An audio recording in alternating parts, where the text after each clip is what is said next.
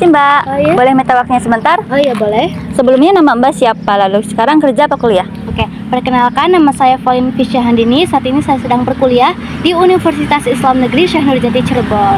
Wah, Masya Allah, di UIN ya Mbak? Iya, betul. Saya ingin bertanya nih Mbak, kalau sekolah di UIN. Apa perbedaan fikih sama usul fikih Mbak? Ini disclaimer dulu ya, ini setahu saya ya, saya juga bisa salah. Tapi kalau seingat saya, itu kalau fikih itu hasil akhir atau kesimpulan akhir dari suatu produk hukum. Kayak hukum ini, hukum A, halal atau haram, boleh atau tidak gitu. Nah, kalau usul fikih itu ilmu alat yang mengkaji bagaimana cara mendapatkan hasil akhir dari suatu hukum tersebut dengan membandingkan apa yang sudah ada di Al-Quran dan di hadis Nabi Muhammad SAW dengan menggunakan metode ijtihad. Oke, boleh kasih tahu contohnya? Oh iya boleh. Kalau fikih itu contohnya kayak dropshipper, hukum dropshipper itu udah jelas ya, itu secara fikih muamalah hukumnya itu halal dan boleh-boleh saja. Nah, kalau secara usul fikih itu mengkaji di Al-Quran atau di hadis hukum dropshipper itu bagaimana membandingkan dengan yang sudah ada di Al-Quran dan hadis dengan menggunakan metode ijtihad, begitu sih. Oke, satu lagi nih Mbak, apa perbedaan? Bukan perbedaan. Tolong sebutkan dan jelaskan 5 besar kaidah fikih. Oke, yang pertama itu al-umuru bimaqasidiha, yang artinya segala sesuatu, segala perkara, segala urusan itu tergantung pada niatnya. Jadi contohnya ketika kita sedang sholat. Nah, kalau niat awalnya kita sholat untuk mengharapkan ridha Allah, untuk beribadah kepada Allah, insya Allah itu sholatnya itu sah dan diterima sama Allah. Tapi kalau niat kita dari awalnya untuk ria, untuk mendapatkan titel kayak anak soleh-soleha gitu, itu kayaknya sholatnya itu tetap sah, cuma diterima atau tidaknya sama Allah itu tergantung kepada Allah gitu. Qadarullah wallahu a'lam gitu.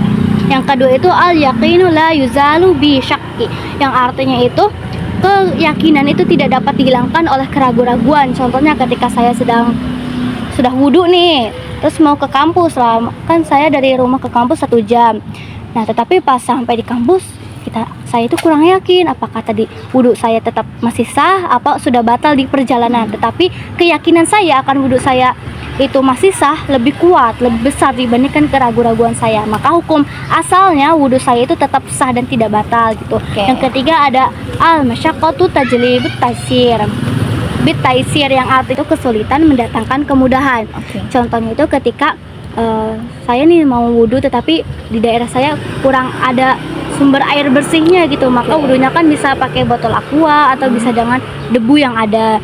Atau ketika saya sedang di perjalanan atau mau keluar kota gitu, nah itu bisa dengan mengkodo atau menjama atau mengkosor sholat kita di perjalanan. Atau ketika kita sedang sakit atau saya sakit gitu, nah tetapi saya tidak kuat untuk berdiri sholatnya, maka Allah mempermudah kita dengan cara duduk, dengan berbaring, atau dengan bahasa isyarat kalau kurang mampu gitu. Yang keempat itu ada ad-dororu yuzalu, yang artinya itu kemudorotan itu harus dihilangkan. Contohnya ketika ada ini pedagang menimbun barang gitu ya, nah itu menyebabkan kan, kalau menimbun barang menyebabkan barang itu langka dan harganya itu kan melonjak tinggi, sehingga merugikan pembeli. Sehingga saat ini intervensi pemerintah itu penting, sehingga pemerintah bisa mengintervensi harga di pasaran gitu. Dan yang terakhir itu kayak al-adatu muhakkamah, yang artinya adat kebiasaan atau adat istiadat itu bisa dijadikan sebagai landasan hukum atau pijakan suatu hukum. Contohnya nih, ketika gotong royong kan udah menjadi adat istiadat ya di Indonesia ini. Nah, hukumnya itu kalau misalnya ada yang ingin mendapatkan upah ya tidak bisa, karena kan adat istiadat atau kebiasaannya kalau gotong royong itu kan sukarela ya, tidak bisa dibayar, tidak ikhlas dibayar. Ya, harus ikhlas. Iya.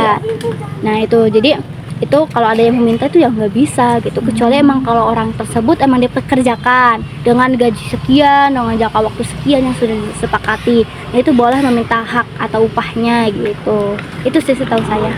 Masya Allah, pasti ini nilai usul fikihnya A+ ya. Allah, amin ya Allah.